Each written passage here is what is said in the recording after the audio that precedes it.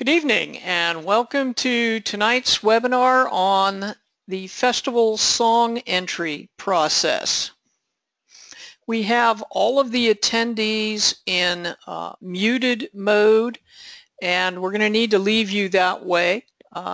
We're expecting about 20 people on the webinar this evening, and that's a little much to try to handle asking questions live, but there is a place in your dashboard where you can type in questions, and we encourage you to do that throughout the webinar, and we will stop and respond to questions as we go. Robin, I was just sitting here thinking I wish I had that mute option for my chorus. You can only submit questions on the web. Okay, sorry. There you go. So this evening, your two presenters, my name is Robin Godfrey. I'm the Executive Director of GALA Choruses, and with me is Jane Ramsire Miller, the Artistic Director for GALA Choruses. We thought we'd start this evening by running just a couple of quick poll questions so that we know a little bit more about who's on the call. So Jane, would you take the poll questions away? I will take them away. So our first question is, we're just wondering what your role in the chorus is, and if you could respond to these. It gives us a sense for who we're talking to on this phone call. And we'll just take a minute to let you all log in here. Okay, looks like we've got about 42% artistic directors, the same number of liaisons, and a bunch of board members, and then a bunch of others, whoever the others are. Welcome, everybody. We are glad to have you here. And our next question is that we're interested to know the size of your chorus.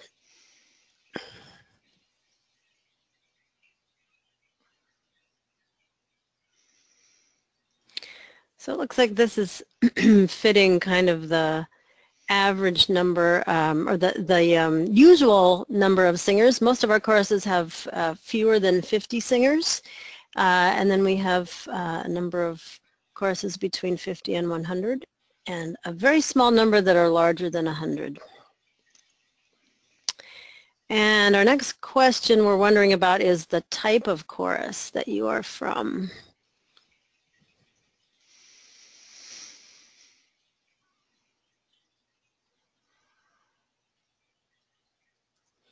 And again, this pretty much fits our demographics. Well, not quite.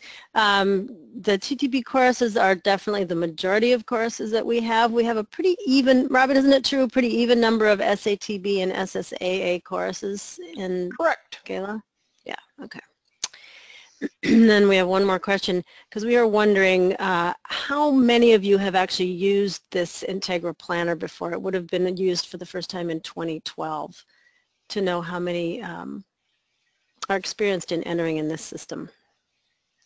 It's where you've been registering, you've registered your course there, you've registered as delegates there. Okay. Oh, kind of a very even split here, half and half. Great. That's very helpful for us to know. Thank you.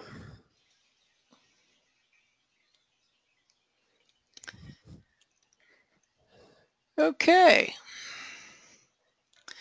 Moving on then. Our goals for this webinar are to provide information for you for entering song information for your performance at festival into the Integra system, and it's going to be used in a number of ways. It is the source of the data that gets pulled up into the festival mobile phone app, which will be showing complete schedules and song lists. It's the source of the information for our printed programs, and it is where we will be documenting copyright compliance. So the Integra mobile app, the smartphone app, is available for Android users in the Google Play Store and for iOS users in the Apple App Store. If you have a smartphone that runs on something other than Android or iOS, there are some ways for you to access the app as well, and we'll make more information on that available when we get a little closer to releasing it. But in the context of song list information, it's just important to understand that what you enter into Integra is exactly what's going to show up in the smartphone app, meaning whether things like your chorus name is spelled right, whether your song titles are showing exactly the way you want them. Whatever you enter into Integra is what's going to show up in the app. The complete concert schedule will be visible to all delegates. Your singers will be able to see their own rehearsal and tech times, call times, performance information. And each concert block will include a list of songs within the app with the ability to track and save your favorites. So if there's a song you hear during festival that you want to make a note that you are interested in coming back and perhaps considering for your chorus later, you have the ability to do that within the app.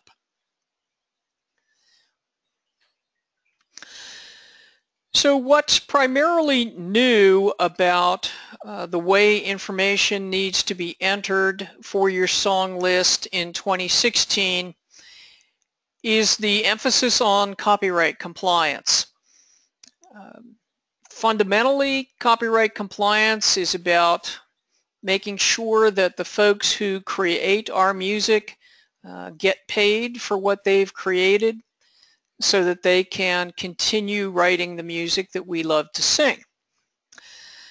So we are committed to making certain that Festival 2016 is 100% copyright compliant, and we'll go through this evening just exactly what that means step by step. It's our intention to protect both the performing choruses and GALA choruses as the producer of the festival.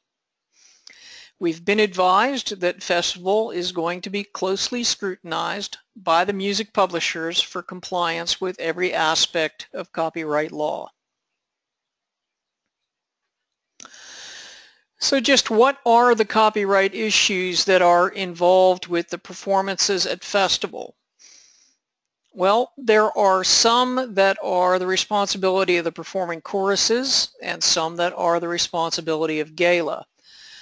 On the chorus side of the world, you are responsible for having legally acquired copyrighted music. And we'll, again, drill down into more details about just what does that mean for different types of music.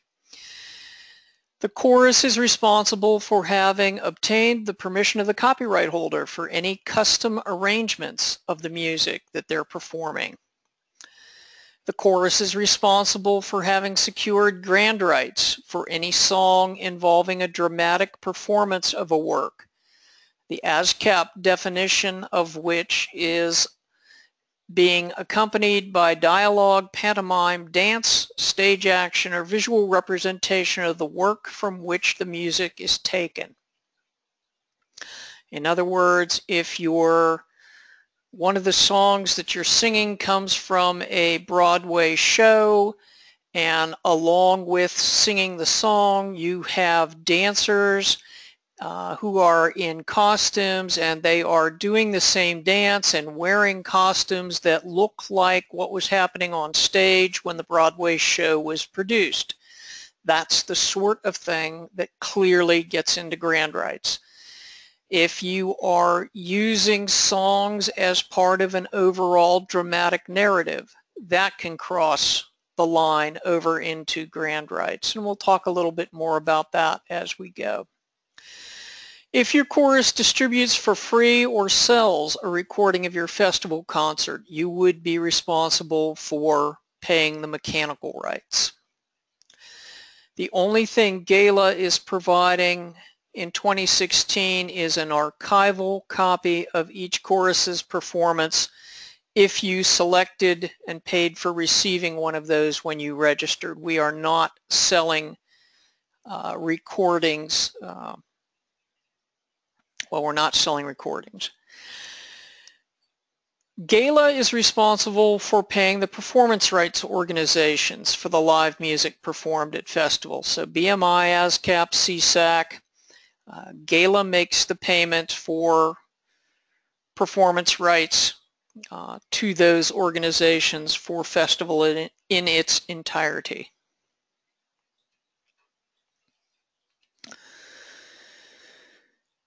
When you enter your song list for your festival performance into the Integra Planner, there will be questions to answer regarding the source of the sheet music, whether the song has been arranged, and whether the presentation of the song includes the type of dramatic elements that could cause grand rights to be required.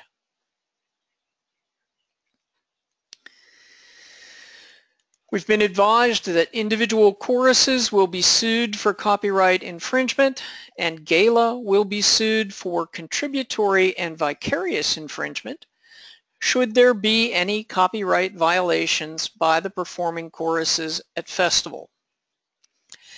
Outside counsel has advised GALA that the only way to protect the organization is to require proof of compliance. The following slides work through how copyright compliance will be addressed as you enter your song list into Integra and how proof of compliance will be provided.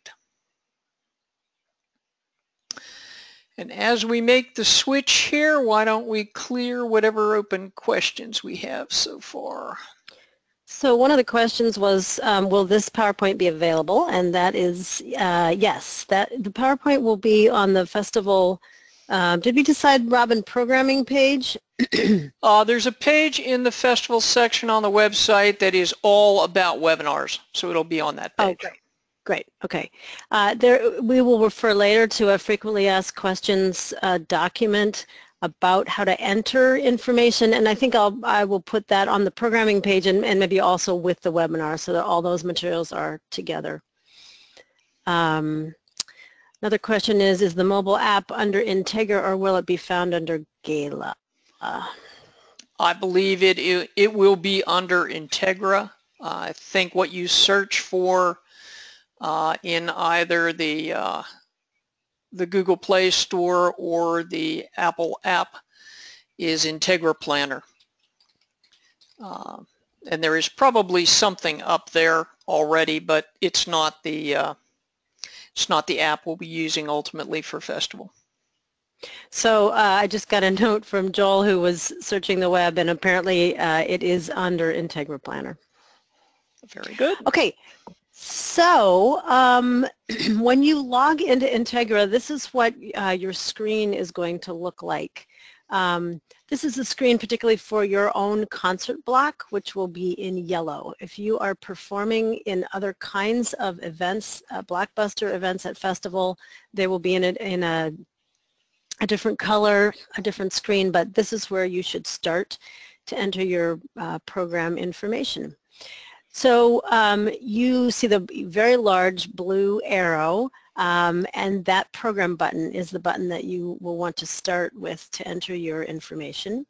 The arrow right below it where it says program information, not sure if you can read the text, the help text in there, but it basically says any information to display in the program about your whole set. So for example, if you have a title of your set that you want to appear in the app and in the printed program, that would be a perfect place for it.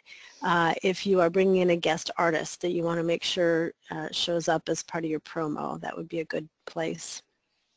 And under that, technical information, again, this would be technical information for your entire set as opposed to for one particular song. So for example, the piano default location is stage right.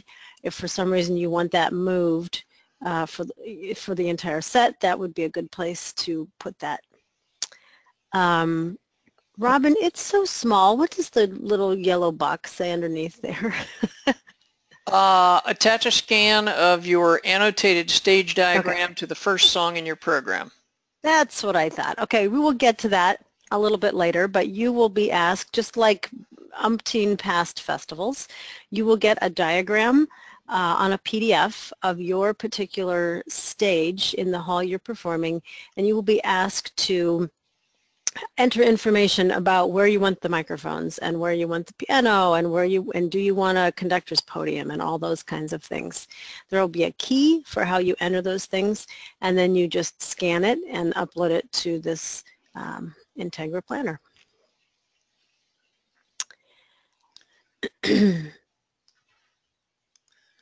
So we can go on, Robin, to the next slide. Okay, once you hit that program button, then you're going to be looking for a green button like this that says Add Song. While it has the word song in it, you're actually going to add anything, song, a spoken piece, introduction, movement, anything that takes time in your particular concert program. When you go through the process, then you will start to see a list of the songs that you have entered. You can also see right above Add Song the list of all the other choruses that are performing in your particular concert block.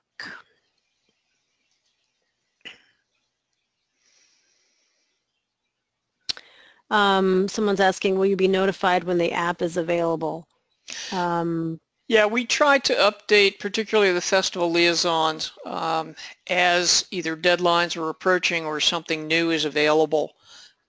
So once the festival app is released, we will make sure the festival liaisons know and ask them to pass that along to the rest of the group. So once you click on that little green button to add a song, this is what you're looking at. So first you will enter the title of the song.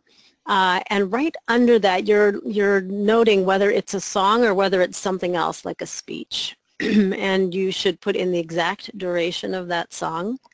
And under it, there's a button that says Publish. And basically, that's where we want to know, is what you're entering here something that you want people to see publicly? Name of a song, yes. If it's, artistic director will talk for 10 minutes about the upcoming piece. We hope that doesn't happen. But in that case, you don't want to publish that in the program book anyway, so you would not check that box.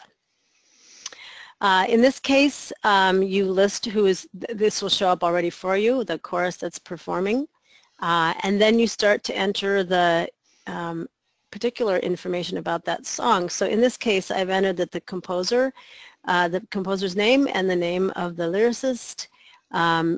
It is not arranged. Overall composition, in some cases, some of you are bringing pieces that are multi-movement works. And this would be a great place to put the name of the overall composition in this slot and then list each movement separately, because then it will show up that way again in the app. Other program information I've listed here because my first song, When Thunder Comes, happens to be a commission, and I want people to know that. So I just put One Voice Commission 2016 because I want that to appear in the app and in the program.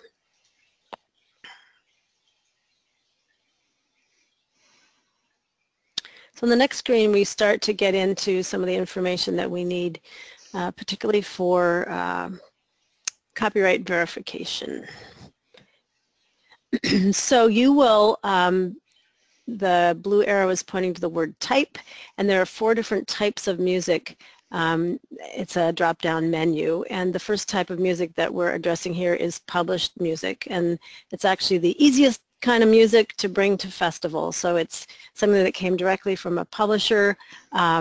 We ask you to add the publisher name and catalog number. We've done that for many festivals, and that's partly so that if people hear a song and they really like it, they easily know how to order it. Copyright contact information goes here, and we also want to know the number of scores that you purchased, because we need to make sure that you have a score for every singer standing on stage. So what we are being asked to verify, and you are being asked to verify, is that you legally purchased copies of these published scores. So we have come up with some ways to make sure that to protect you and to make sure that we can prove that these copies are legal. The easiest thing to do is to have a receipt showing that you went out to your local store or you bought them online. That should include the purchase date and the title of the song and the number of scores. And then you will upload that receipt. I've already had a number of emails from people who have no clue where their receipt was because the piece is in their library and has been there for 6 years. And we totally know that happens. So the way we would like to deal with that is to have you take your scores that are in your library and spread them out like they are in this photograph. Make sure it's a colored photograph because we need to see that these are legit copies and not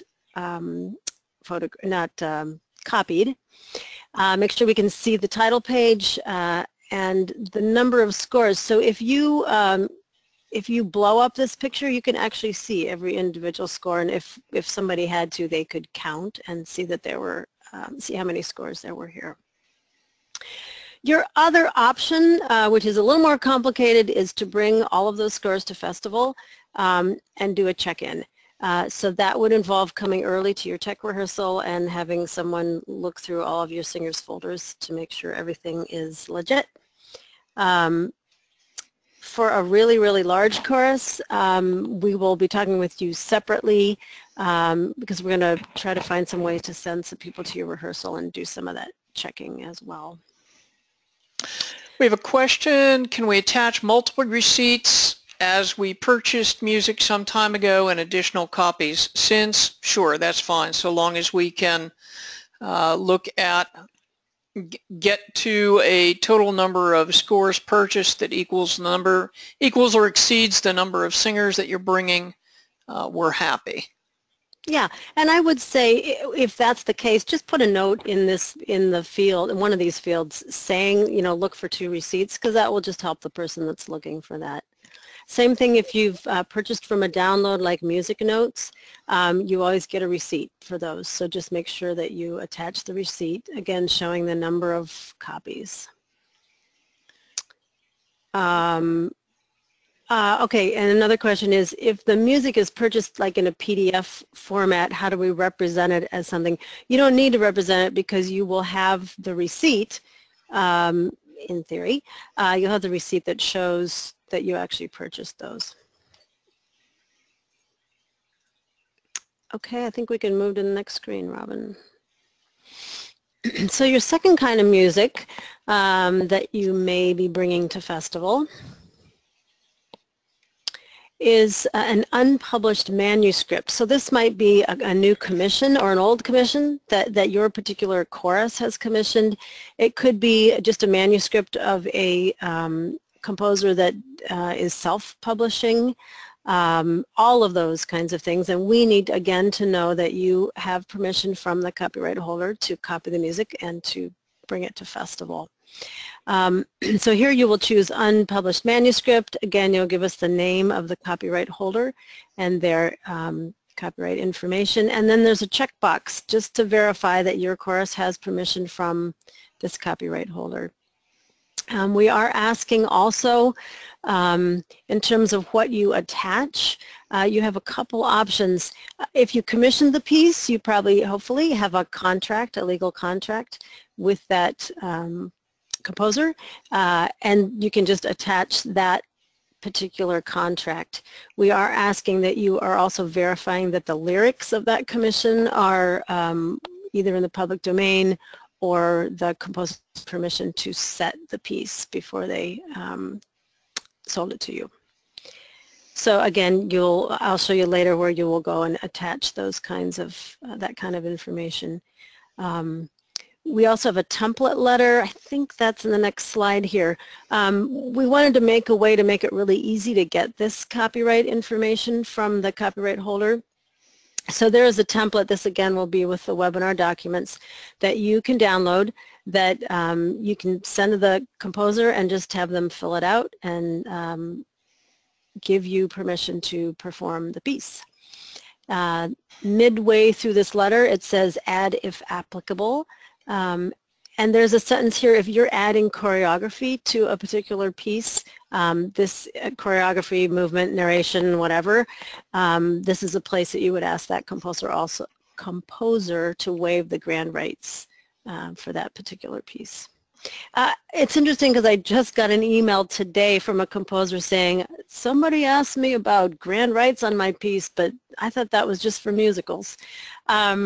So there is a lot of disparity in the musical community about what grand rights are. In the past, grand rights were connected mostly to musicals and opera.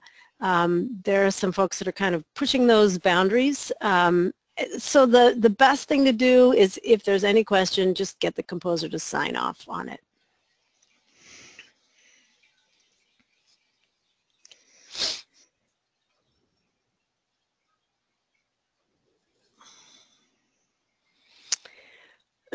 Okay, so the third kind of arrangement or type of music is a custom arrangement.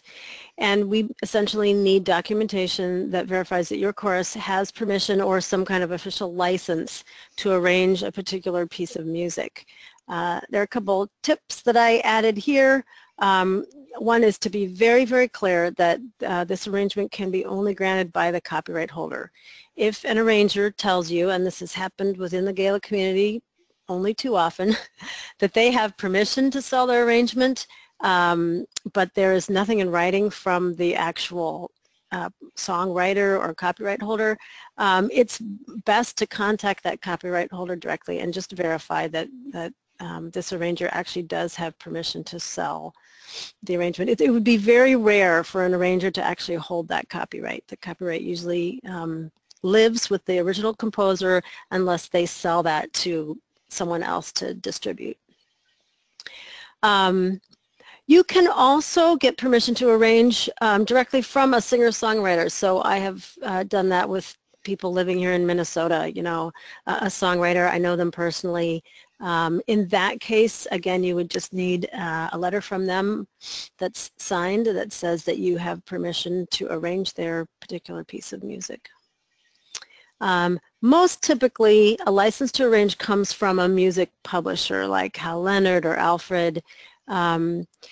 If you're having trouble getting a license, be sure to contact the music publisher directly, or Tresona can help you get those licenses as well. And a screen a little bit later talks about how to reach Tresona. There's their address. Someone is asking, they're having choppy audio. I think it's probably, and says, is it my slow internet? I'm guessing that is true, but if anyone else is having trouble with that, just let us know. Next question, I think, speaks directly to this slide. Okay, perfect. So there are a couple things that you need to be aware of when you're getting licensed documentation for your license. More and more frequently, publishers are limiting the length of a license. So this is an example of a license from that Tresona helped to secure, and you can see that it was only a year long, and it ended in November 2015. So this particular chorus, I think they are bringing this song to festival, and they have already applied for a renewed license so that they can bring it to festival. So to make sure we're clear, there is no blanket arrangement between GALA and Tresona. If you are going to perform a song for which you had a license, but that license has expired, you're going to need to go back and renew the license. And that can depend.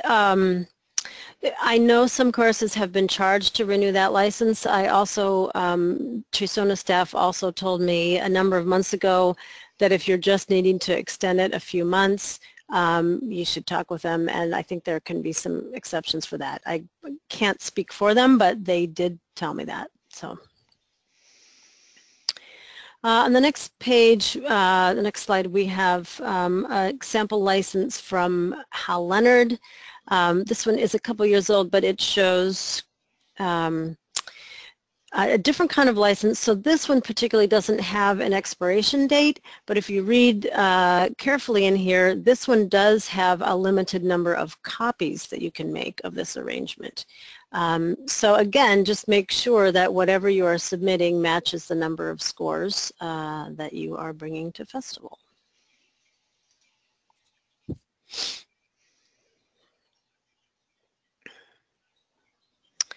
So we're really trying to be very, very clear about custom arrangements because it's one of the places where our choruses have been culpable in terms of copyright compliance. I think partly because we are creatively making new music, which is great, but to protect your own liability and that of GALA choruses, we are going to check these very carefully. If you are not able to produce a valid license for a custom arrangement, you will not be allowed to perform that song at festival. We will, I'll show you in the format where there'll be a place where we will get back to you and say, whoops, this is not enough, and you'll have a chance to supply more information. But if you're not able to do that, we won't allow that song to be performed. 2 more tips. Permission to arrange does not give your chorus permission to record a song. I think most people know that, but we want to say that really clearly. It does also not give you permission to share that arrangement or score with any other chorus. No exceptions to that. On the opposite side, you also may not borrow an arrangement from another chorus. The license and permission must be granted to your own chorus. Again, if you work through Traysona, once an arrangement is created and documented through Traysona, it's fairly easy to go in and purchase that arrangement as an additional chorus. Question about arrangements of public domain songs. And that's a great segue to the next slide. Way to go, Casey. So public domain music, there are a number of places on the web where there's a public domain choral music website, which is wonderful. So I encourage you to use public domain music. It's excellent. Some of the older classical music is all there and available for free. If you're bringing a public domain piece of music, we need to know that it is actually in the public domain. So one of the ways to check that is this Petrucci library, and the URL is here. They have a searchable database. So again, under the type of music, this is the last kind, you would just choose public domain. And then under that it says explain how you've determined that this song is in the public domain. There is a misnomer out there that any song is up for grabs as long as the composer has been dead for 70 years. That is not actually true. The composer can assign their rights to someone else who is still living. They can assign their rights to a company that is still existing. So you cannot assume in that case that a piece of music is in the public domain. So look it up on this website. Be careful, however, this is an international library, and so there are some pieces that are, for example, public domain in Europe or Canada that are not public domain in the US. Their website is really, really clear. If it's not public domain in the US, it will say in red, it'll look just like this, non-PD US. And in that case, you would not be able to use that particular piece. Also know that a song in the public domain can be arranged. So I can take a folk song or a whatever, somebody's mass, and I can arrange it. But in that case, as the arranger, I own that arrangement. And so the arrangement is not in the public domain, even though the original song was. So in that case, that would be a custom arrangement, and you would need to get permission from the arranger to copy and bring that arrangement to festival. Say, comment that the Petrucci library is not necessarily complete. That's right. I mean, I'm sure not every song in the world is on that particular library. Again, if you get stuck, I would say Trasona could be a resource to help you verify that. But it's a pretty wide database in terms of pieces that are in the public domain. The next slide also shows you how to actually get the information off of Petrucci and upload it to this Integra site. So when you search for the piece, in this case, I searched for Schubert's Mass in, I was thinking I did in G, but this is in D. And I just did a screenshot. So you can see the name of the piece. You can see that I'm deciding to do the Agnus Dei, and at the very bottom of the screen it says that this is in the public domain.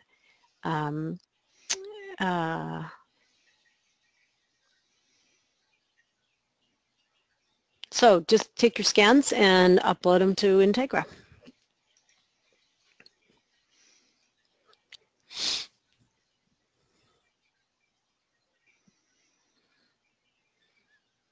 Robin, are you taking this one? Sure. Oh, good. So we described the, we've got somebody that's not getting audio.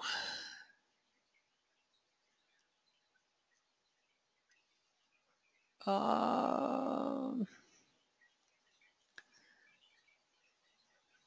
me keep going here for a minute and see if it's a general problem with everybody. No, I'm getting some other input saying it sounds okay here. So my guess is there's some kind of mute in your own computer system, yeah. Okay. I'll keep monitoring that. Okay. So with grand rights, we have a definition that I would say broadly the choruses have been working with, but there are copyright holders who are broadening how they see the issue of dramatic rights, so that a performance requires something more than the small rights that can be granted by ASCAP BMI and CSAC. So if you are in doubt about whether a particular element you're planning requires something beyond those small rights, either contact the copyright holder directly or work through Trasona to get clarification. I've seen answers come back from Trasona saying, we checked with Warner Brothers and they don't feel that what you're doing requires any additional licensing. So I think the safe thing to do for your sake and for our sake is, if in doubt, ask. Within Integra, you're going to see a section for each song that says, are you adding any dramatic elements to the song that attempt to mimic the original production, or are you using the song as part of an overall story or dramatic narrative? If you tick yes, then you will get the yellow box saying attach signed grand rights license for this performance. So I think that's where we are in terms of grand rights. If in doubt, ask.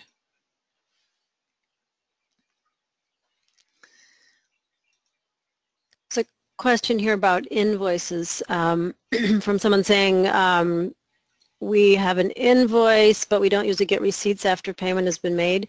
Well, you should.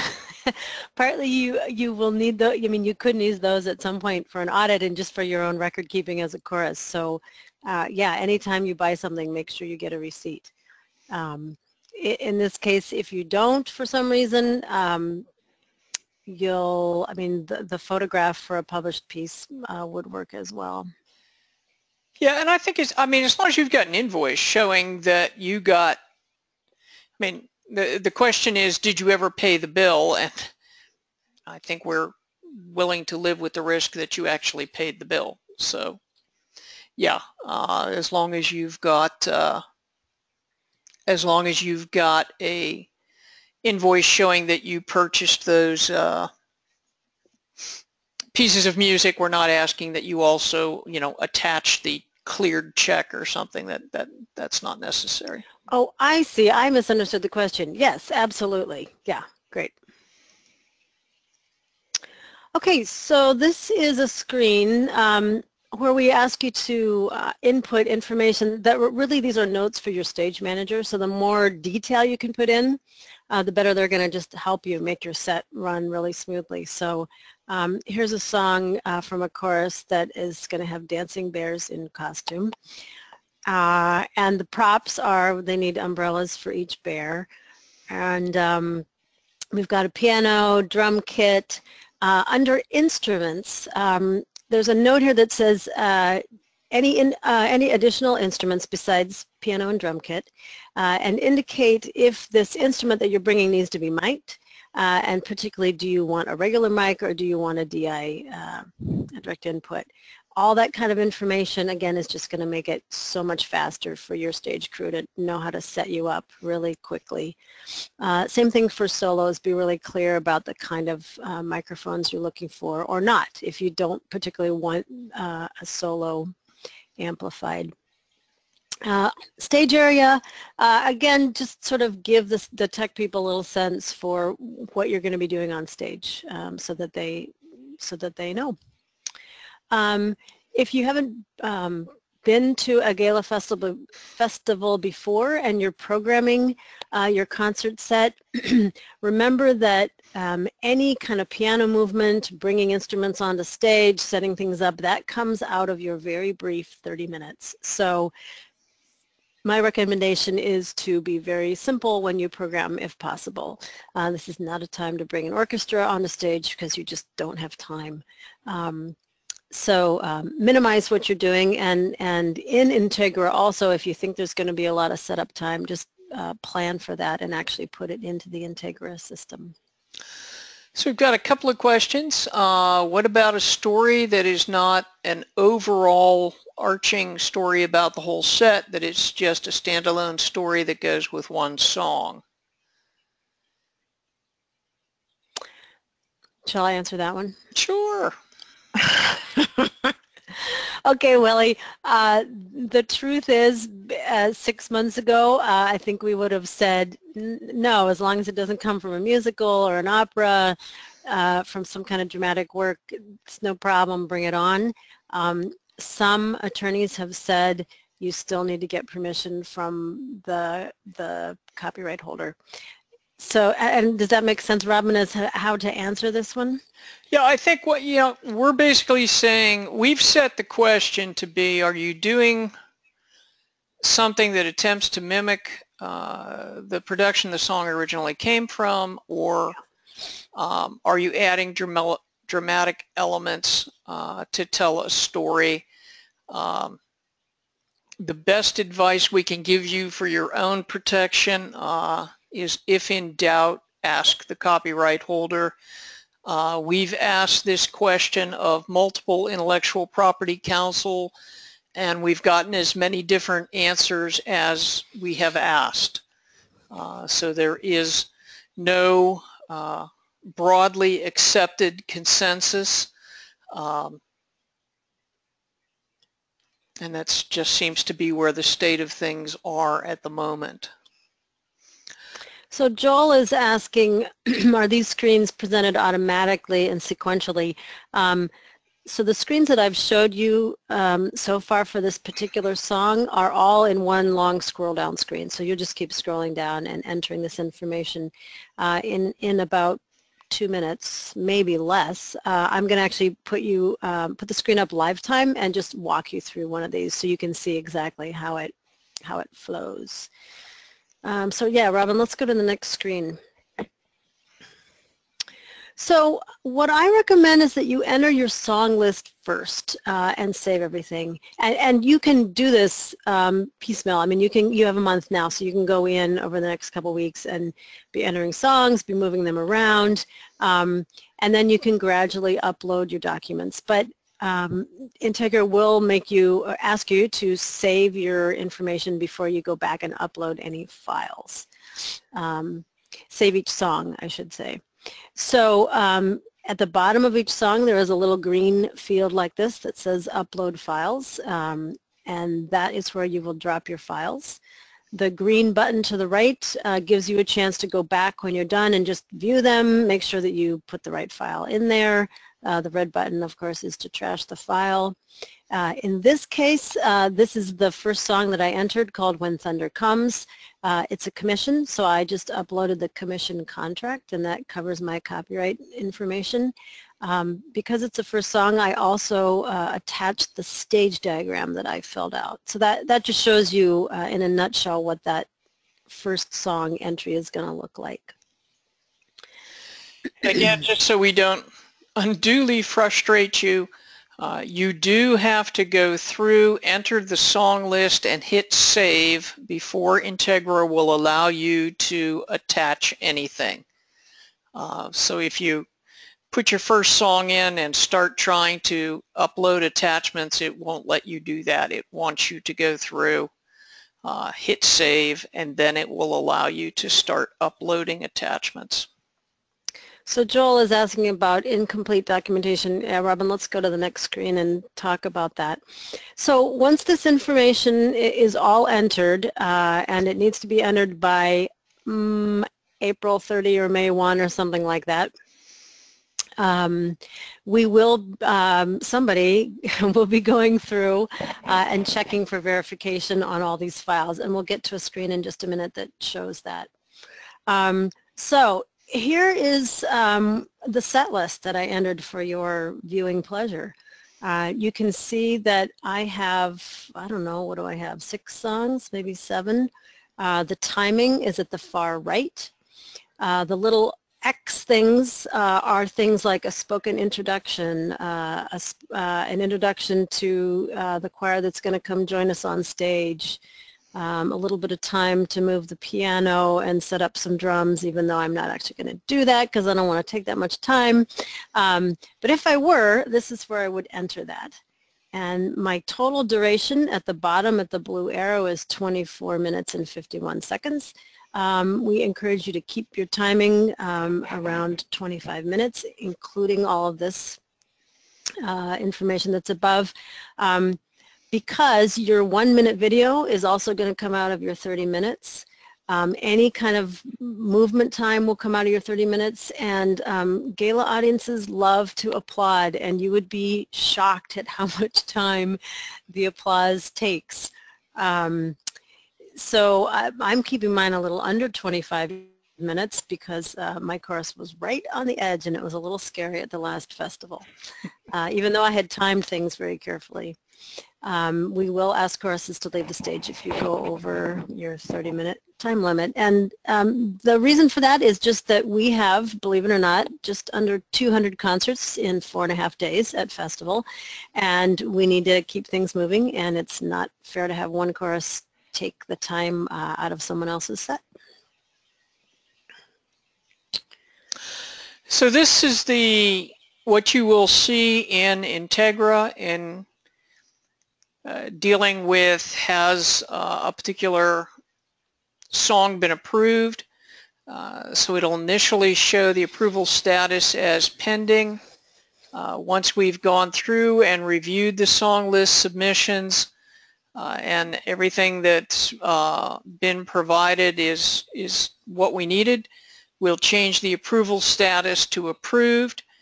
If there is a question that needs to be resolved before it can be approved, we'll convey that question in the approval notes box.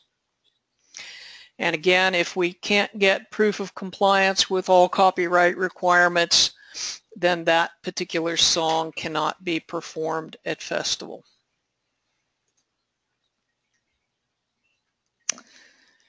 So now I'm going to walk you through just briefly a real-time entry of the information in Integra.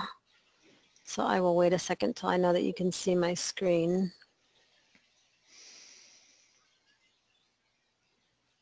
Robin, is that up now? Yes. Great. Okay, so when you log in, you will be able to see, in this case, this is my particular chorus. This yellow concert block is our regular concert block, and our ensemble is participating in a blockbuster, and the full chorus is as well. So it gives you your call times. It gives you actually when you need to, when your tech and concerts start. If you look down here at my cursor, there is also a button for a rehearsal space reservation form. So many of you, when you get to festival, may want to spend an hour or two rehearsing with your chorus before your concert block. And this is the place that you go in and request and pay for that rehearsal space. This happens in hotel meeting rooms and ballrooms. And in those spaces, we will provide a piano and music stand and chairs and water and that kind of thing for your chorus. To the right of that is a festival instrumentalist request. We have a wonderful volunteer in Denver who is helping to match up choruses with instrumentalists. So that is a place that you can fill out that form. In both cases, the earlier you make your request, the better chance you're going to have of getting, first of all, the timing that your first choice timing for rehearsal space and some of the best instrumentalists in Denver. Robin, do you want to talk about consigned merchandise since we're looking at that?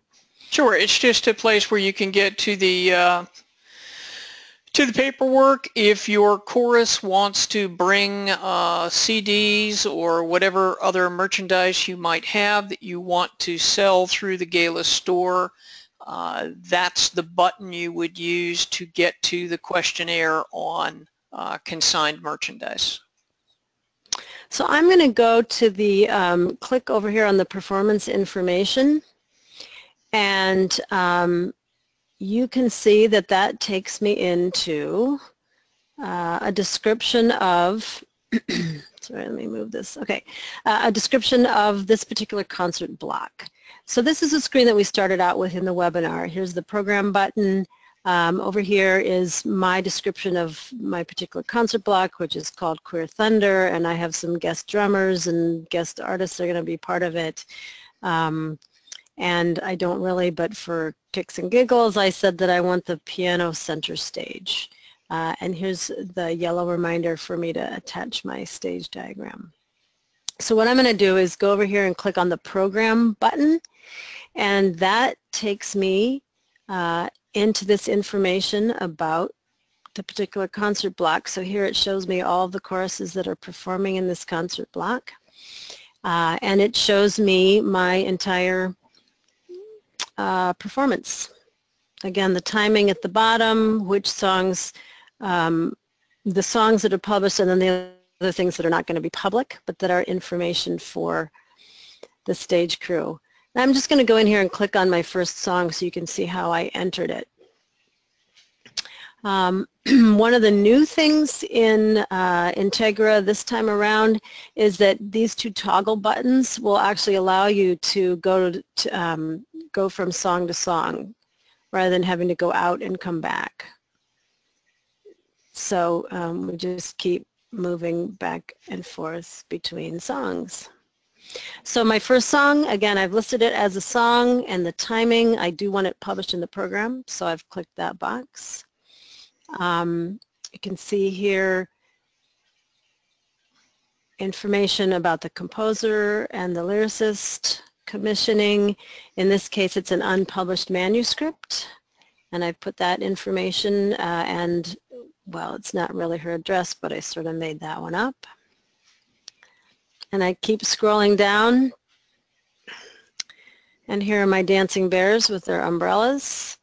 And you just click and type into any of these particular blocks. And at the bottom, then you can see, since it's the first song, I've attached my stage diagram, my commissioning contract, and away I go.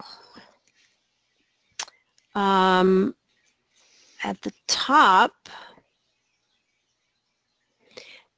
beside these toggles to go between songs, I can also click back to list. And that takes me back to my list of songs. And another new thing in Integra this year is on the far left side, there are some buttons that allow you to drag the songs and change your concert order, which is kind of a nice feature.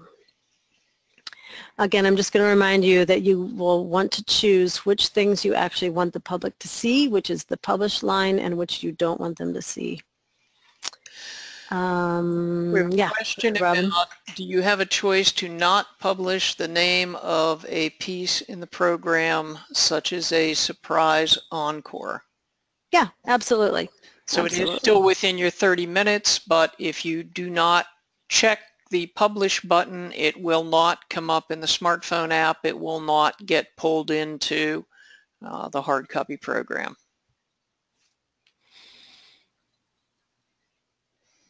I think that's kind of the basics here, Robin. All right, let me switch back to me as the presenter.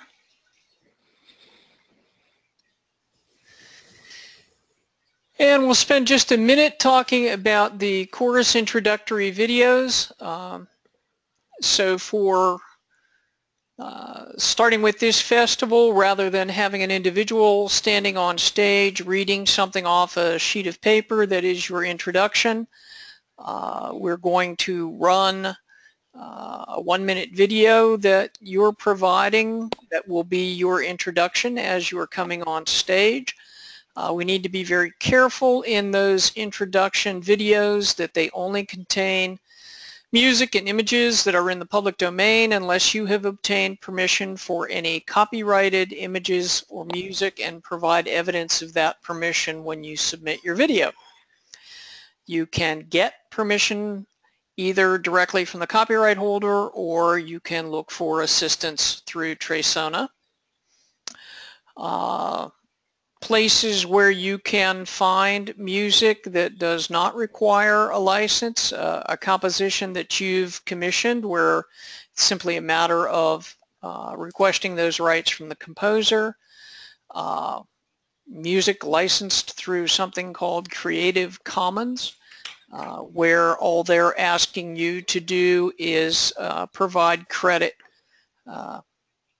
when you use their music in a video. So being clear that performing or recording a song does not give your chorus the right to use it in a video. That requires synchronization rights. We are going to be displaying these videos on screens in the concert halls while you're coming onto the stage. They are also going to be accessible from the smartphone app. They will actually be living out in YouTube. So you need to be very clear if you want to use a piece of copyrighted music in your introductory video. When you seek permission, you need to be very clear about what it is you're going to be doing with it. We've created a permission template similar to the other one we looked at that just says, I'm the copyright holder for this song. I give you permission to include either a performance or a recording of that song in a video that's going to be used to introduce you. I understand that it will be available on YouTube for attendees of the festival to be viewed, and it will be projected on a screen in a concert hall. So if you want to use copyrighted music in your video, you just need to obtain permission from the copyright holder to do that.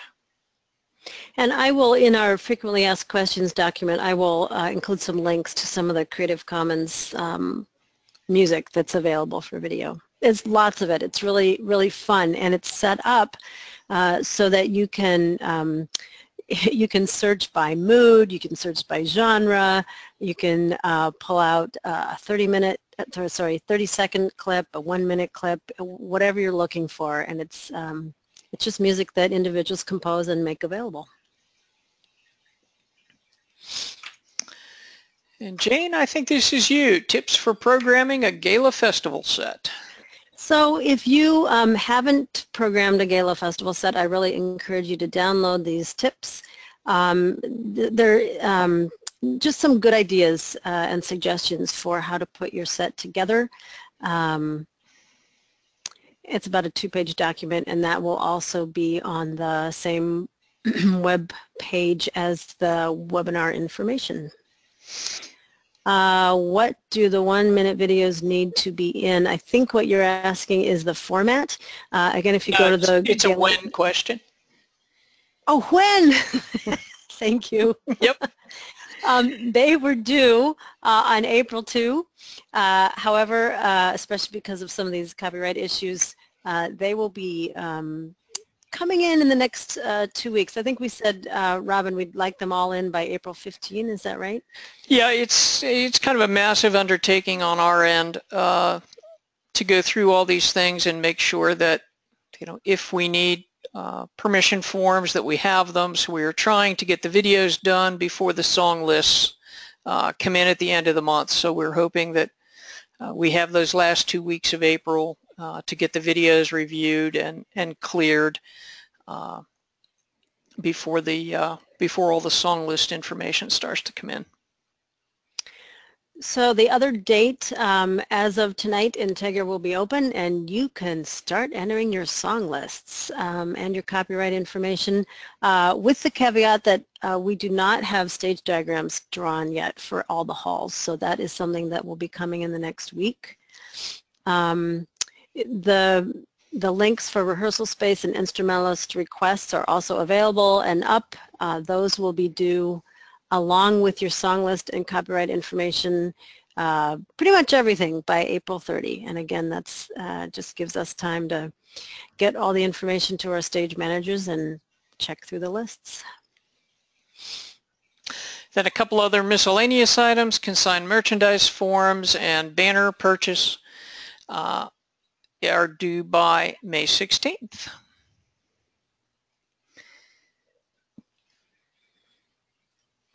So, are there other questions that anyone has?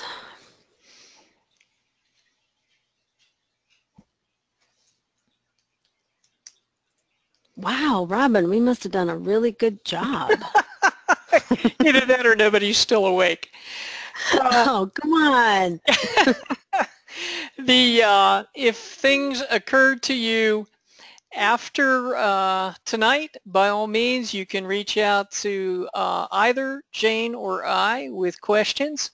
And if we don't know the answers, we'll find somebody who does. We understand that